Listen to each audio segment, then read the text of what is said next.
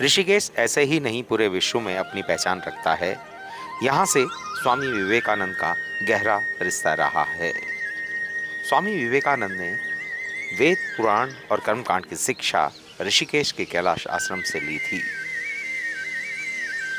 प्राचीन गुरुकुल परंपरा में चलने वाले कैलाश आश्रम में विद्यार्थी वेद, पुराण और कर्मकांड की शिक्षा लेते थे और ये पूरा सिस्टम गुरुकुल की पद्धति पर चलता था। लेकिन विवेकानंद ने यहाँ पर आकर अपने ज्ञान को अर्जित किया और यहाँ पर आकर पढ़ाई करी। लेकिन वैदिक परंपरा में कैलाश आश्रम में सिर्फ ब्राह्मण दंडी स्वामियों को ही पढ़ने का अधिकार दिया जाता था और किसी भी अन्य व्यक्ति को हॉस्टल की सुविधा नहीं दी जाती थी। जब स्वामी विवेकानंद ऋषिकेश आए तो उन्होंने यहाँ शिक्षा की बात अध्यापकों से करी और शिक्षा लेना शुरू किया, लेकिन उनको वहाँ निवास करने का स्थान नहीं दिया गया, जिसकी परंपरा बनी हुई थी। महाकाली मंदिर कोलकाता में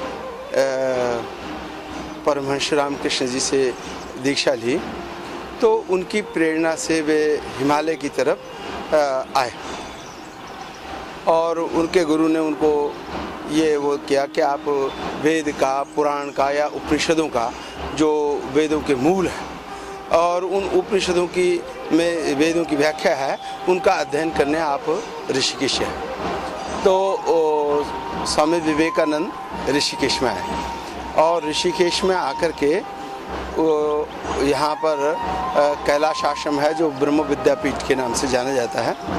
यहाँ पर दंडी सन्यासियों को, जो अमूमन ब्राह्मण ही होते थे, उनको शिक्षा दीक्षा दी जाती थी और संन्यास दिया जाता था और वेद और उपनिषदों का पारायण किया जाता था।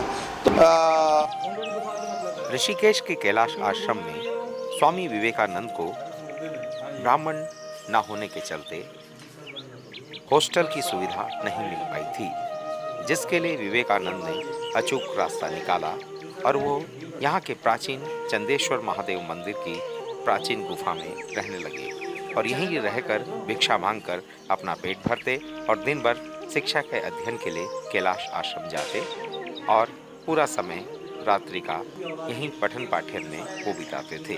गुफा में रहकर पूरी शिक्षा वेद पुराण की स्वामी विवेकानंद ने चंद्रेश्वर मंदिर की गुफा से ली। विवरण प्राप्त होता है आश्रम के सूत्रों से लिखित। तो वहाँ पर उस समय धनराज गिरी जी महाराज थे जो उसके संस्थापक थे। तो उनकी क्लास चल रही थी तो स्वामी विवेकानंद उस क्लास में पीछे बैठ गए और उसके बाद उन्होंने, चूंकि वहाँ पर केवल ब्राह्मण सन्यासियों का ही निवास होता था, उन्हीं को दीक्षा दी जाती थी, तो उन क्लासों को अटेंड करते थे और उन्होंने अपना आवास जो है ये पौराणिक मंदिर जो चंद्रेश्वर मंदिर है उसमें एक कुटिया में वो उन्होंने निवास किया। तो से समय साधना करते थे और उपनिषदों का अध्ययन करने के लिए वे कैलाश आश्रम में जाया करते थे।